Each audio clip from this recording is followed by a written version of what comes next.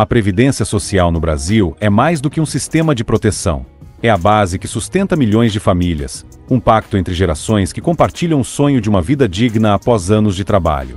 Mas, por trás dessa promessa, há um cenário de desafios crescentes, um déficit que aumenta, uma população que envelhece e um sistema que luta para se manter sustentável. Como chegamos até aqui? O que está em jogo para o futuro dos brasileiros? E quais são as histórias que emergem desse debate tão complexo? Este vídeo explora as raízes, os dilemas e as possíveis soluções para um dos temas mais urgentes do nosso tempo: a Previdência Social no Brasil. A Previdência Social no Brasil foi criada para oferecer proteção aos trabalhadores e suas famílias em eventos como velhice, doença, invalidez ou morte. A origem do sistema previdenciário no país remonta ao início dos anos 1900, com a industrialização crescente e a necessidade de amparar os trabalhadores diante das novas condições econômicas e sociais.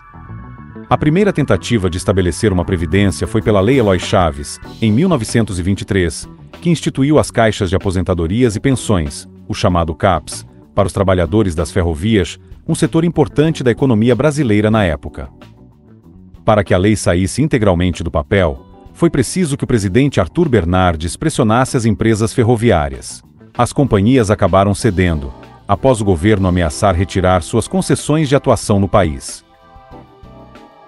Já em 1932, durante o governo de Getúlio Vargas, foram criados os Institutos de Aposentadoria e Pensões, chamado de IAPS, com o objetivo de estender a previdência social para outras categorias profissionais. Cada IAP era responsável por uma categoria específica de trabalhadores: industriários, comerciários, bancários, servidores públicos, entre outros, e tinha suas próprias regras para aposentadoria, pensão e demais benefícios, além de uma estrutura administrativa própria. Mas, com o tempo, o sistema de IAPS apresentou problemas. Com o passar dos anos, os IAPS começaram a enfrentar dificuldades financeiras, especialmente devido a casos de corrupção, pela utilização indevida dos recursos da Previdência e pela concessão excessiva de benefícios. Em 1966, houve a unificação dos IAPS. A medida resultou na criação do Instituto Nacional de Previdência Social, o INPS, que tinha como principal objetivo permitir que as regras para aposentadoria, pensões e outros benefícios previdenciários fossem padronizadas, eliminando as grandes diferenças dos benefícios entre as categorias profissionais. Com a criação do INPS, a gestão da Previdência Social passou a ser centralizada em uma única instituição, tornando o sistema mais eficiente. A unificação dos IAPS também abriu caminho para a expansão da cobertura previdenciária, que foi estendida para mais trabalhadores, incluindo autônomos e empregados rurais. Embora a unificação tenha trazido melhorias na administração do sistema, não resolveu todos os problemas, e o sistema continuou a enfrentar desafios financeiros, especialmente devido ao envelhecimento da população e ao crescimento dos gastos com aposentadorias e pensões.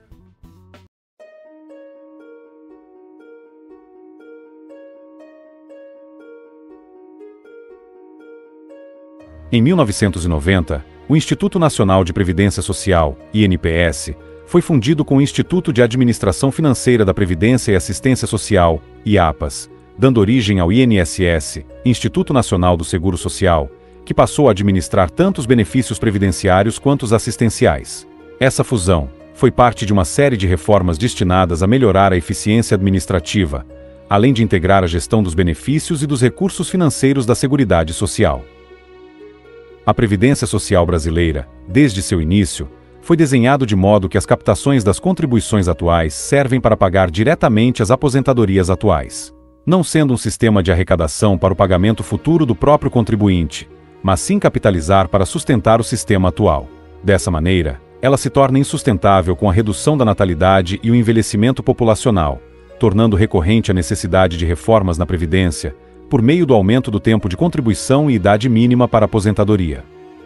O cenário da Previdência brasileira futura é desafiador. O projeto da Lei de Diretrizes Orçamentárias, LDO, de 2024, mostra que as despesas da Previdência Social devem cair em relação ao PIB até 2029, mas, nos anos seguintes, voltarão a crescer.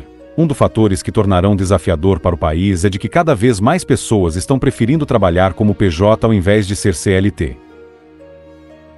Na última década, O número de pessoas que se tornaram microempreendedores individuais mais do que triplicou no Brasil, segundo dados do Ministério do Empreendedorismo, da microempresa e da empresa de pequeno porte. Para piorar, se excluirmos os empregados do setor público, existe mais beneficiários do Bolsa Família em relação ao número de seletistas em 13 dos 26 estados do país. Além disso, um estudo do IPEA mostra que o Brasil terá mais beneficiários da Previdência Social que contribuintes do INSS, Instituto Nacional do Seguro Social. A partir de 2051, serão 61,3 milhões de aposentados e pensionistas contra 60,7 milhões de contribuintes. O fato é, se continuarmos com a falta de boa gestão política dos recursos públicos, dificilmente escaparemos da piora da qualidade dos serviços previdenciários, mais do que está atualmente. Se tomarmos como futuro o Japão, no qual já sofre com um grande número de aposentados, o cenário se torna desanimador. Segundo dados oficiais do governo japonês, o valor médio das aposentadorias é insuficiente para cobrir o elevado custo de vida do país, com 1 em cada 5 idosos vivendo em condição de pobreza, obrigando muitos idosos a continuarem a trabalhar após os 70 anos.